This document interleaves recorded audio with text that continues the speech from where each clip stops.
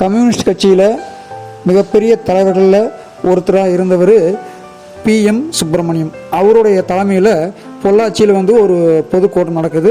அப்போ அந்த பொதுக்கூட்டத்தில் பார்த்தீங்கன்னா கட்சியில் நிறைய நிதி பற்றாக்குறை இருக்குது. அதனால் இப்போ நம்ம நண்பர்கள் ஒருத்தர் அதாவது வேலாயுதம் அப்படின்னு ஒருத்தர் உங்கள்கிட்ட துண்டு எடுத்துகிட்டு வருவார். அதனால் இந்த கூட்டத்துக்கு வந்தவங்களை நிதி கொடுங்க அப்படின்னு சொல்லி போட்டு அறிவிக்கிறாங்க.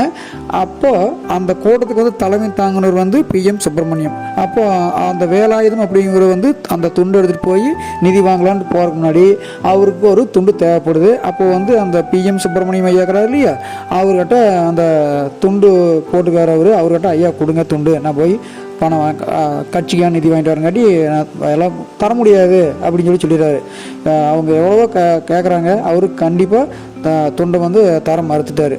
அப்போ ரொம்ப கஷ்டமாக போச்சு யாருக்கு, வேலாயுதம் அப்படிங்கிற ஐயாவுக்கு. இருந்தாலும் வேற ஒருத்தர் துண்டு வாங்கிட்டு போய் அவர் கட்சி நிதியில் வாங்கிட்டு வந்துட்டார். வாங்கிட்டு வந்ததுக்கப்புறமும் அவருக்கு மனசு கேட்கல, யாருக்கும் அந்த வேலாயுதம் அப்படிங்கிறவருக்கு.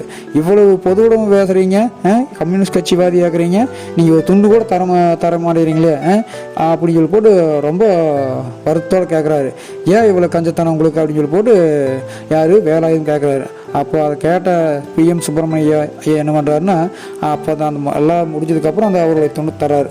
துண்டு எடுத்து பார்த்தா அந்த துண்டில் 6-7 இடத்துல பெரிய பெரிய ஓட்டையாக இருந்ததா.